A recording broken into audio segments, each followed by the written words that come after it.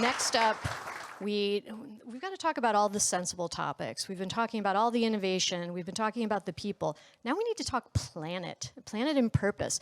So this is our sustainability session. We call it a Horizon 2 session. It's something, it should be Horizon 1. Sadly, it's not. But we're going to talk about the context and plans we need for sustainability. I'm super pleased to introduce my colleague, Josh Matthews. He is a practice lead with HFS, and he also, in just a stroke of, I think, appropriate genius by our CEO, Josh is also our Chief Sustainability Officer. But with that, please give it up for Josh Matthews.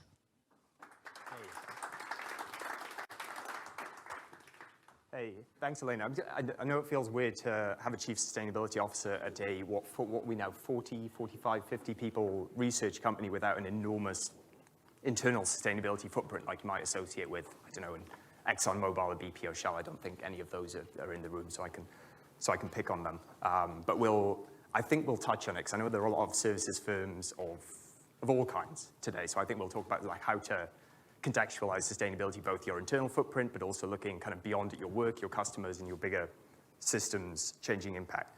And I want everyone, this is kind of a real-time thought that a few of us were having over the last couple hours, and it was kind of inspired by the fantastic Mary Lasty and her comment on blockchain, and instead of focusing on the technology and pivoting things towards outcomes and business value, to actually do away with the phrase blockchain. And we're thinking, well, could we do something similar with the word sustainability, right? And I want everyone to think, not just for the panel, but for afterwards and tonight into the networking reception.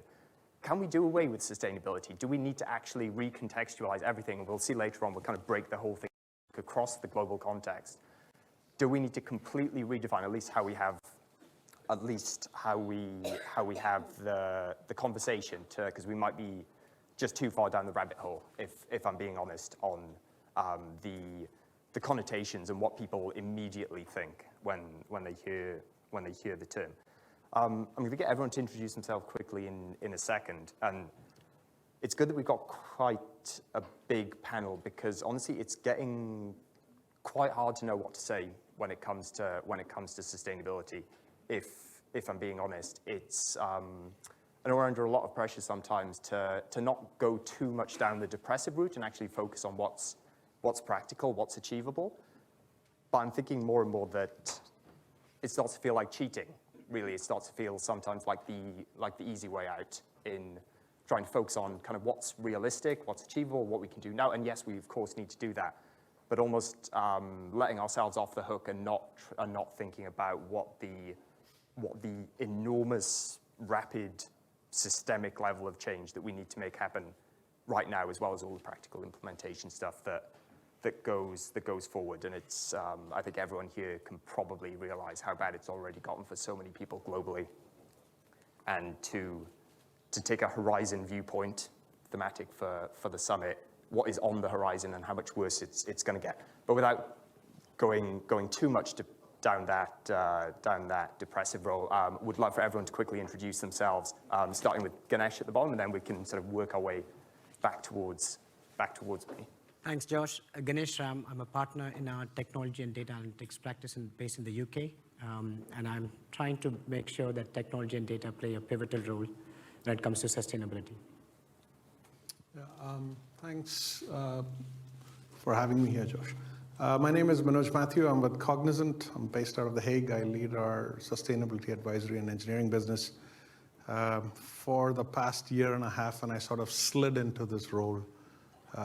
At heart, I'm a product and service design guy and a process control guy.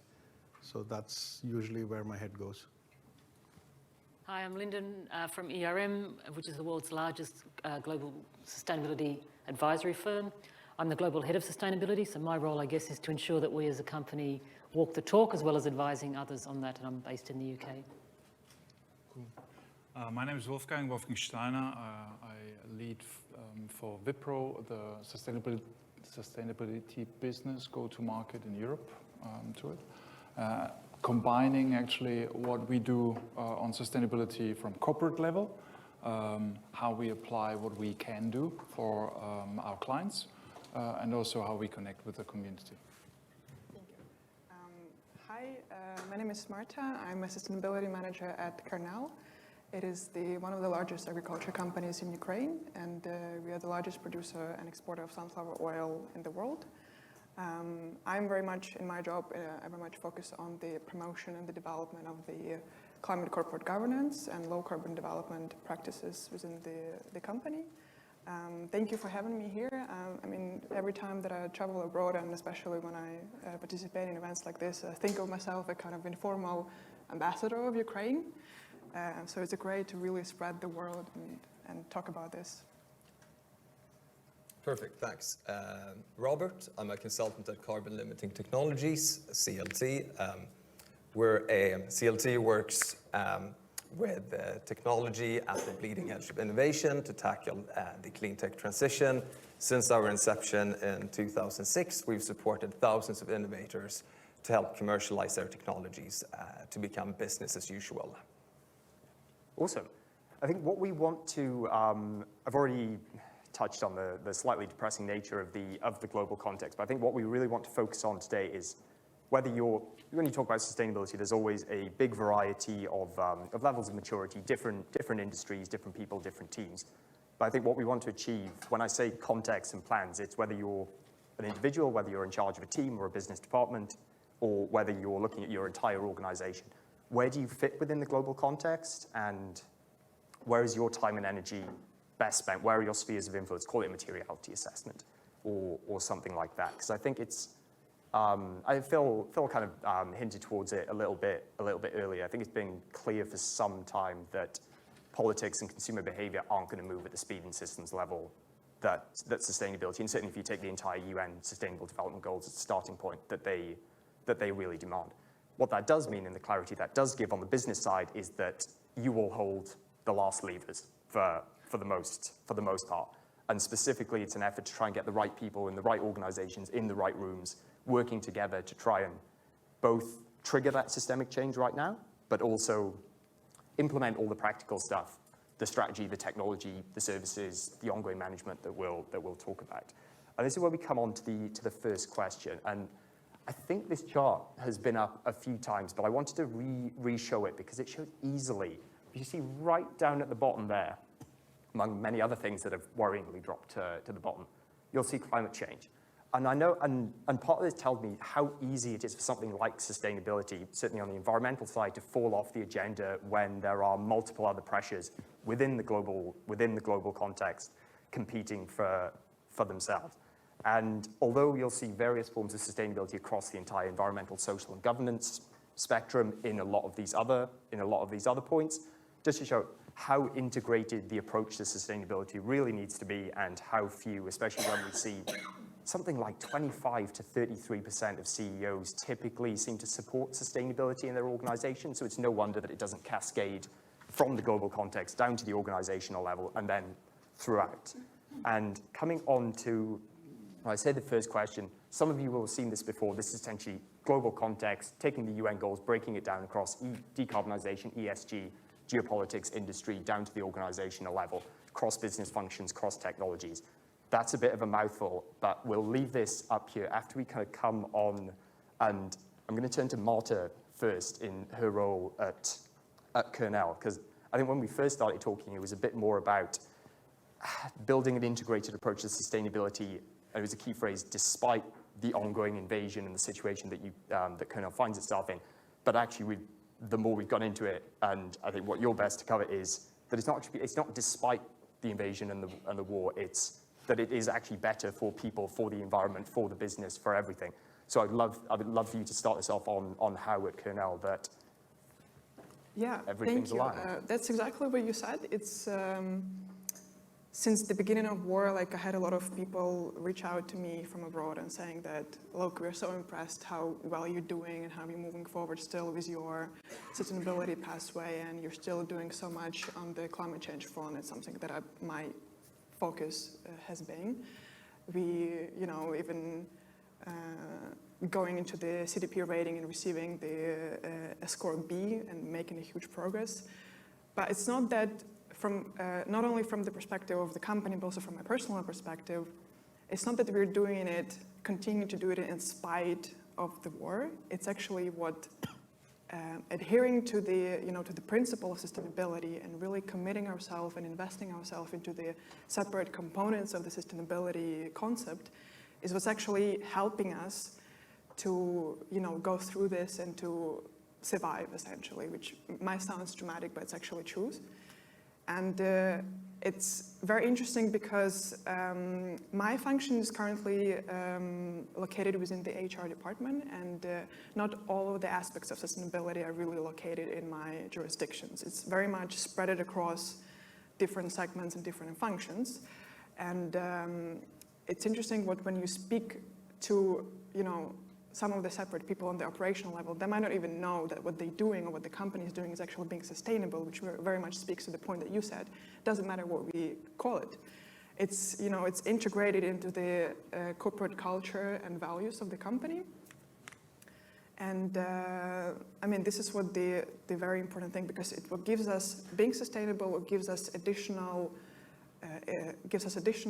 adaptability, additional resilience and flexibility, which I think we as Ukrainian business have a quite unique perspective on, and we can really vouch for this, because it's, one day you wake up and all of a sudden every, single aspect of your life, every normal, what you considered normal and granted, suddenly becomes a subject of a very huge uncertainty and danger and risk. And it's how quickly and how flexibly you can adapt to this is what really matters. And I think this is why we just kind of to give you a quick examples of how do we approach these things. And what I mean, just to kind of cover the main issues that we've been having is that what I mean is that the reliance of your supply chain, the reliance of electricity is all of a sudden is not certain. The availability of your normal export routes is blocked first, and then it's always a subject of a political blackmail.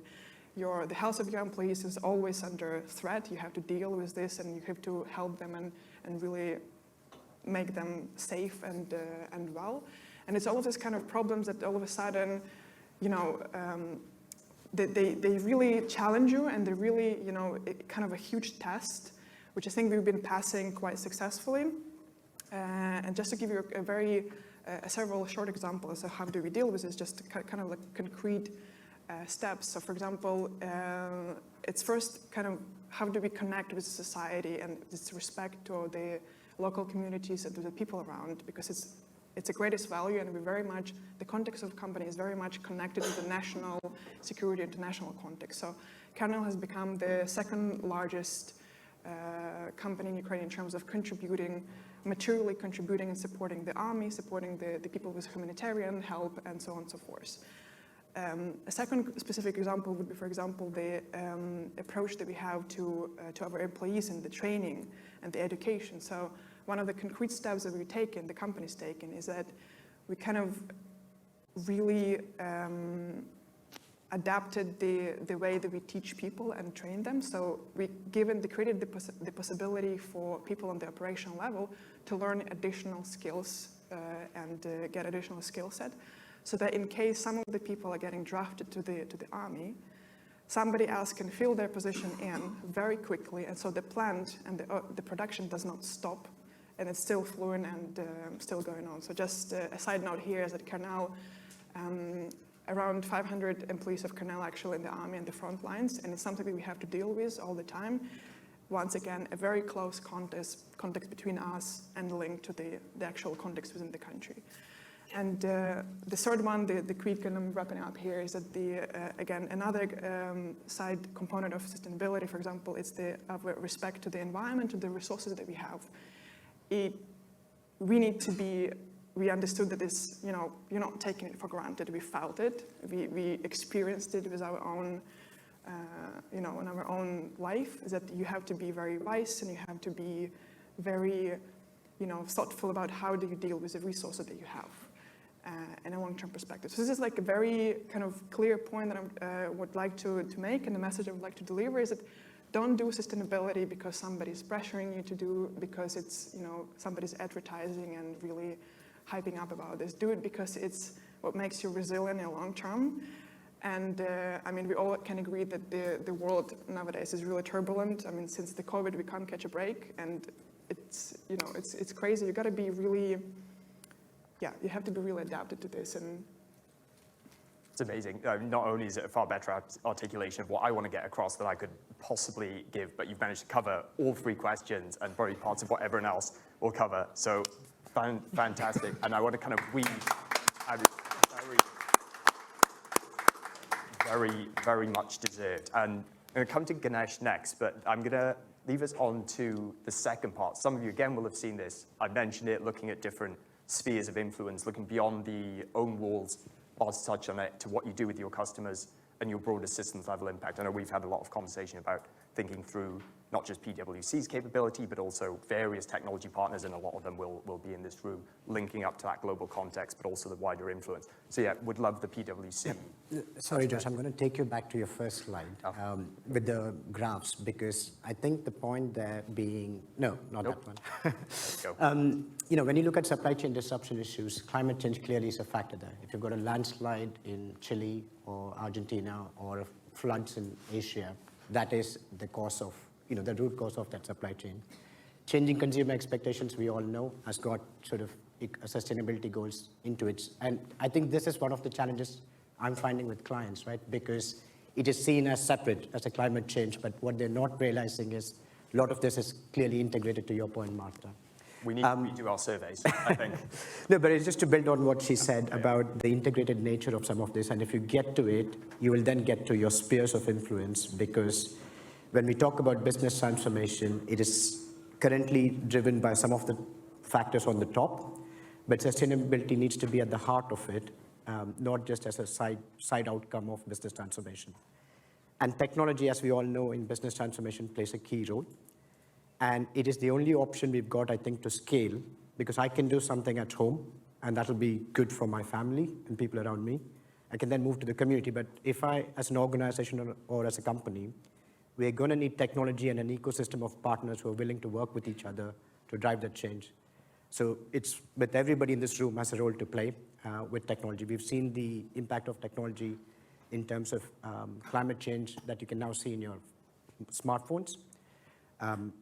So, you know, that's just scratching the surface. But if you can use data, which technology will provide, to further strengthen our response to climate change, I think we'll be in a much better stage. Yeah.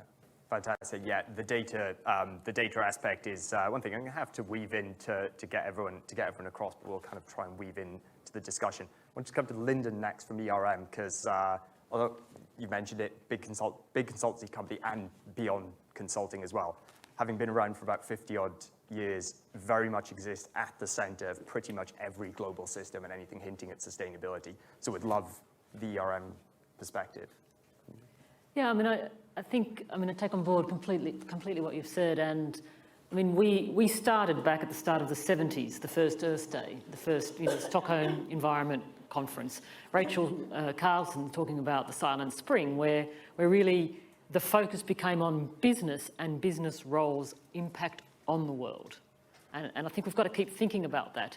We impact the world in the way we operate, the natural environment, the social environment, the economic environment. I think it's only in recent times we've started to think about the world's impact on business, supply chain disruption. And this notion of double materiality as the language goes now, I think we have to hold those things and we have to take responsibility for that in business.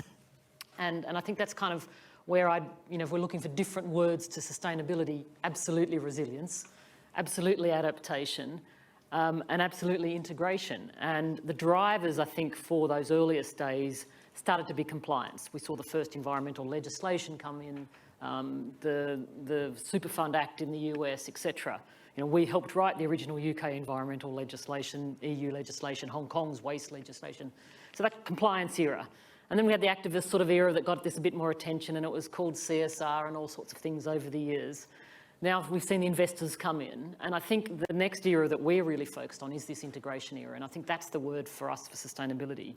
And when people get lost in the language, I guess kind of think about two things. One is time. Does your business intend to be here for the longer term? well, in that case, you need to be thinking about all of these topics because they are absolutely impacting your business. And your talent will be expecting to have answers to this. And it's the integration questions. Can you walk and chew gum? Can you think about climate and DE&I and supply chain and human rights and grow and be a successful business? And if you can't integrate those thoughts, if you can't integrate those processes, if you can't get around the scale of acceleration that we need all of you to help with, then we won't be here in business. So, you know, sustainable business equals that. And I think that's the way we all kind of need to really help get our colleagues' brains around this who kind of get balk at the language of sustainability. You're going to have to take the "Can you walk and chew gum" line. That's a good one. I've not heard too often. Certainly not in sustainability.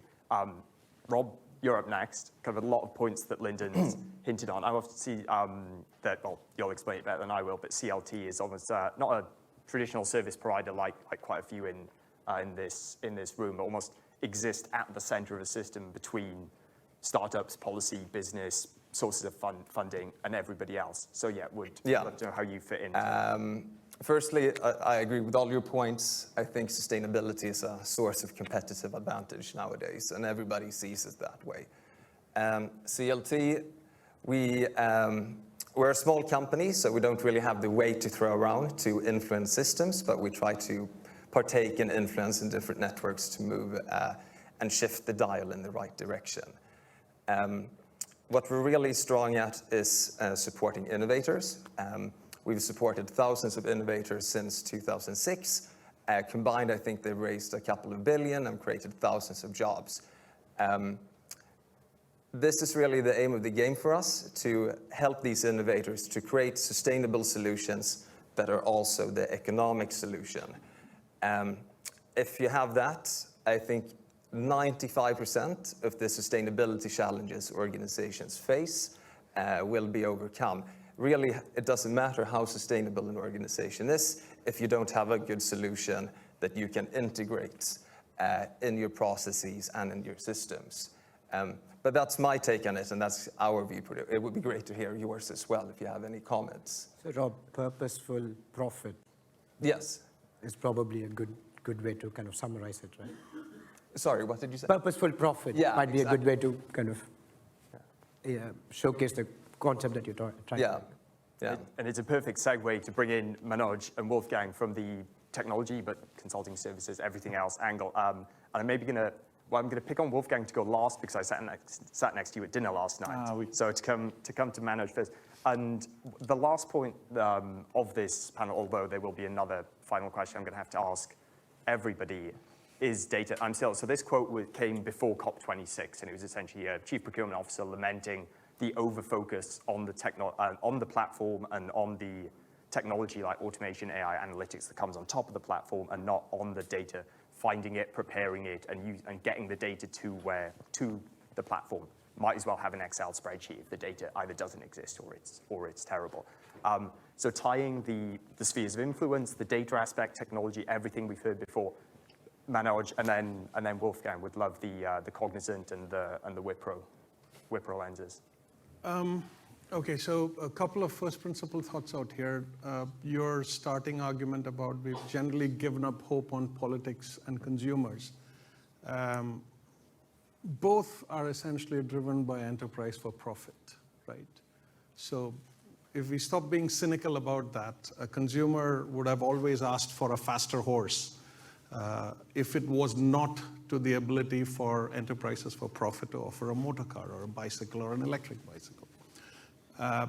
What's that left us with over 100 years of modern enterprise is businesses which are acutely tuned to work in one direction for profit. I mean, if I'm a manufacturer, I'm acutely designed to cultivate a supply chain which can profit from the fact that I've got a product. And if I ask an automaker, they've got, every automaker's got a reasonably clear plan for market dominance. If you ask the same automaker, what's your reasonably clear plan for transition to a low resource intensive model for mobility? The answers are weak. And I think the answers are weak simply because the math is weak.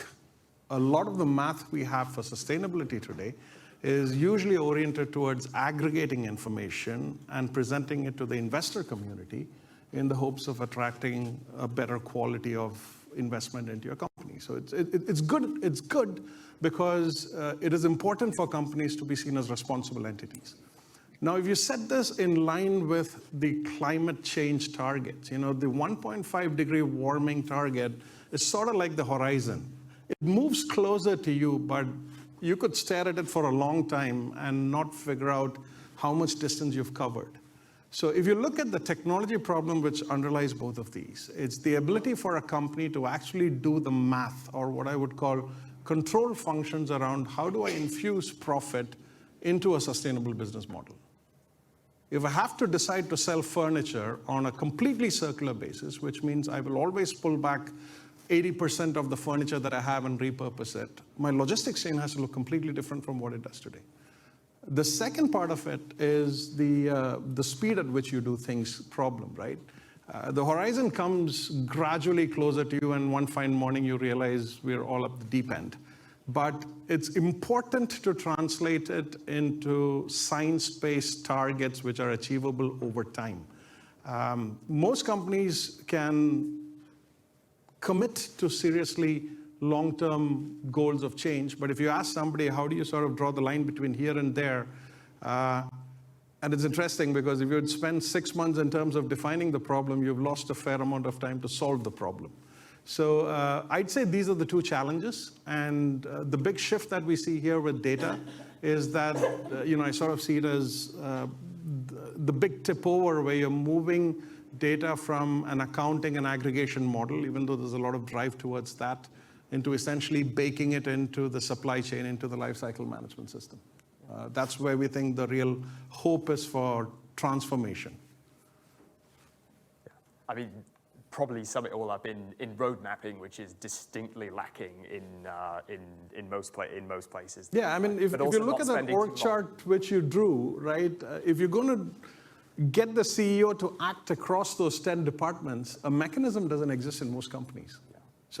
So simultaneously creating the roadmap, making sure it's detailed enough, but not, like you said, wasting 6 months, a year, probably longer in a lot of cases, in defining a roadmap and having not moved at all. So yeah, absolutely, Wolfgang. Same question as everyone else has had. Yeah, absolutely. Let me tie that into two pieces to start with. The first one concerns all of us in terms of what's the role of an organization, and how do you address the potential, but also the responsibility within that organization, and that the organization has on the ecosystem, on society. I believe this is also how the engagement on sustainability started within Wipro to it. Our founders have brought in the concept of responsible corporate citizenship to it. And it has grown its engagement on helping on education, on healthcare, making sure that the people within the company, also the relatives, but also the wider society is actually supported by that in sensing that responsibility. That, I believe, leads to an understanding of acting on the risks that are around. Because, of course, you also address market risks to it, and I'm very much in favor of getting rid of doing good for feeling good around it, but to looking at sustainability as attacking the risks that are there and making them transparent and open, and to talk about it, across the ecosystem in which you act. And what's the biggest leverage? It is data, and technology is allowing us to handle data to it and to break down the complexities.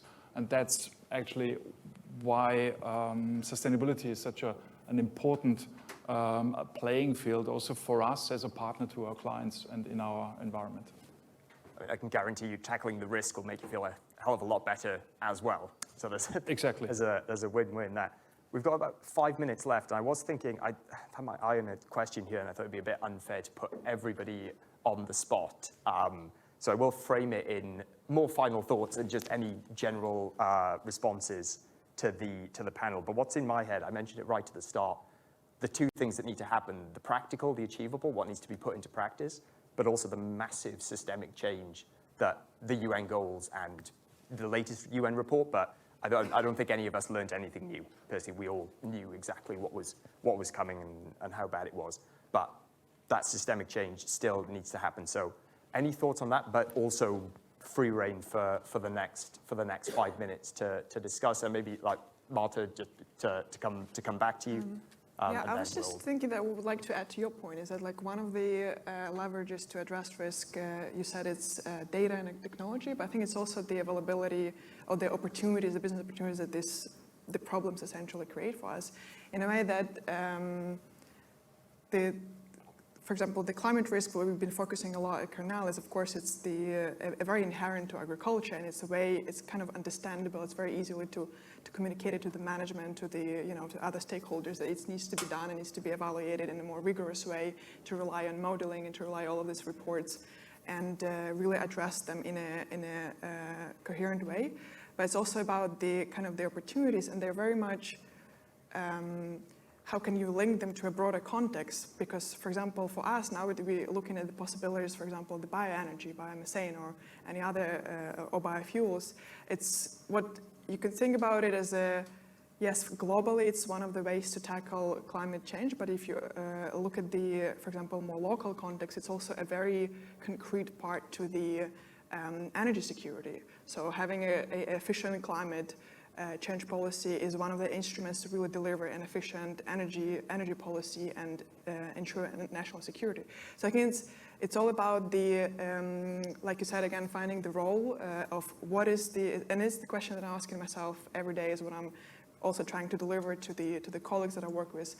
What is agriculture's role, and specifically what is Cornell's role in delivering the targets of the Paris Agreement and delivering the targets of climate change mitigation? And yeah, we really moving forward in that context is that, again, interaction with our supply chain, really contributing to the common goal and to the goals of specific trade partners, etc. It's all part of the really collaborating and working together. So should we go kind of quick fire, Ganesh, Lyndon, Rob, Sorry. Manoj? No, it's all, this is why I'm not intervening. And then I started. But this is good, and we're not going to solve everything here, right? We've got still got a long day ahead of us, and a fantastic evening, I'm sure. But Thanks. So I think I just wanted to summarize something, recent conversation with the client CEO and the CFO, and we termed it as a trilemma when it comes to sustainability, which is about cost management, commercial growth, and compliance, right? So, and that is the trilemma that they're facing. So, so what we are proposing to our clients, or something to consider, is prioritization across those ESG components, or the 17 UN goals, because you can't cover it all. So it is to your point about having a longer-term roadmap, but short-term achievable prioritization to move forward, so that you don't keep scanning at the horizon, looking at that it's not going to come fast enough. So I'll leave it with that, but one last thought around ERPs. So I think we're seeing a shift from enterprise resource planning to ESG-centric resource planning, and long may that trend continue. Yeah, so I'll try and break it out to two steps. The first part is climate change goals in itself are difficult to fathom for those of us who are within the workings of an enterprise. So depending upon what business you're in, it's important to quantify that in terms of business relevant or profit relevant goals. So if you're in the agricultural business, or if you're in the tobacco business even, the way you can look at land use as being part of your profit model will vary depending on if you're in the coffee business. So it's important for organizations to really understand science-based targeting at that level. The second part of it is you could always do with more data, and I think everybody here has gotten the concept of if I had more data, but the question is, where does data fit in the control model, right? You've got meta models for profit, you've got meta models for product structure, for market structure. There is no meta model for sustainability within your enterprise. I mean, just the last thought, I have a customer who's an automaker who says, I'm negotiating for leather. I know how to negotiate for cheaper leather for the same quality, but I don't know how to negotiate for more sustainable leather for the same quality. I mean, how do you change that behavior within the cogs of an organization which says, I'm willing to pay more for a product which is willing to, change customer sensitivities and essentially make the planet a better place? So, Absolutely. Just looking in Elena's direction, can we steal a few minutes for a final thought from each of our other panelists? Yeah. Yeah. Okay, Lyndon, I'll be quick. please. I think we would call each of you the sustainability heroes of tomorrow to that point. We need someone in procurement thinking about, it's no longer leather for climate reasons or other things. It's no longer this.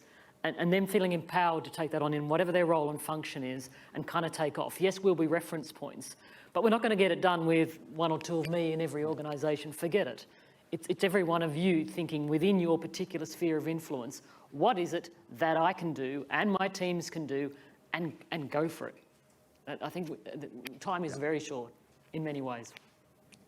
Yeah, just to add on this, you clearly have to prioritize.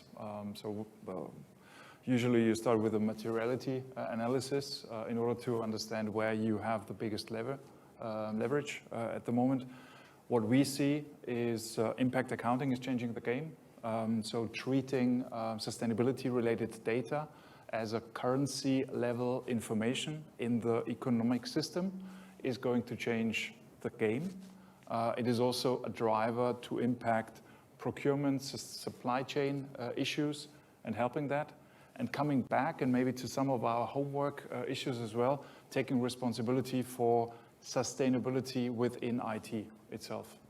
It's a considerable spender on energy. It also comes with social responsibility to it. So that plus helping on business transformation, allowing for more sustainable business models that are not dependent on growth just for the growth's sake, are the levers that we tackle on. And Rob, Yeah, finish. thanks. Perfect. So you need a carrot and a stick, regulations and incentives, but that's really only enablers for change. What really needs to change are the organizations. And they're quite slow, they're risk averse, people are worried about losing their jobs, but they just have to get on with it, and they have to get on with it quite quickly, otherwise it's too late.